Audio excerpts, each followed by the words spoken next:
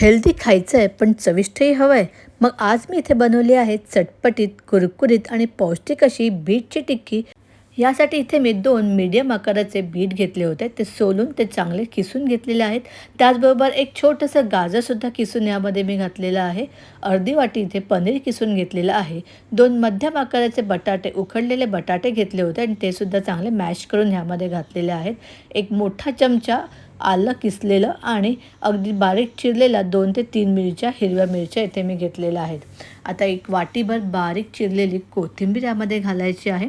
इथे मी 1 वाटी पोहे घेतलेले आहेत, जाडे पोहे जे असतात ना ते, आणि ते आपल्याला मिक्सरमध्ये फिरवून असे त्याची पावडर बनवून घ्यायची आहे.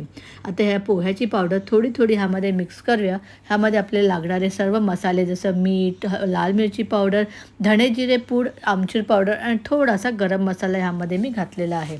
आणि आता हे सर्व मिश्रण छान असं मिक्स करायचं आहे आणि आपल्याला एक छान असं घट्टसर असा गोळा बनवून घ्यायचा आहे. जर का थोडंसं पातळ वाटलं ना जर पीठ, तर त्यामध्ये राहिलेली पोह्याची पावडर तुम्ही ह्यामध्ये घालू शकता. आणि अशा प्रकारे तुम्ही छोट्या छोट्या अशा टिक्की बनवून घ्यायच्या आहेत. तुम्हाला आवडेल तो शेप तुम्ही देऊ शकता. आता आपल्या ज्या तयार टिक्की आहेत ना, त्या आपण बारीक अशा रव्यामध्ये चांगल्या अशा घोळवून घ्यायच्या आहेत.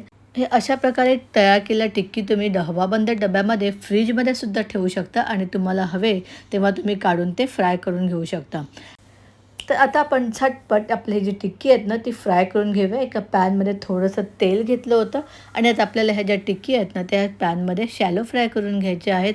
अगदी आपल्याला दोन्ही बाजूने 2 ते 3 मिनटं छान अशा ह्या शॅलो फ्राय कुरकुरीत होईपर्यंत करून घ्यायच्या आहेत. तर आपली बीटरूटची टिक्की तयार झालेली आहे. आता आपण ते सर्व करायचे आणि त्याचबरोबर आपल्याला इथे एक छान अशी चटणी बनवायची आहे.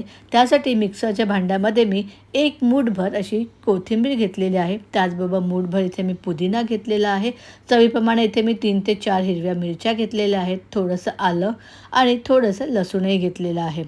मूठभर खारे शेंगदाणे, चवीप्रमाणे मीठ आणि थोडंसं पाणी घालून ह्याची एक चटणी वाटून घ्यायची आणि आपली बीटरूट टिक्की आणि त्याचं डीप तयार झालेलं आहे. तर रेसिपी आवडली असेल लाईक करा, कमेंट करा, शेअर करा आणि फॉलो नक्की करा. Bye bye.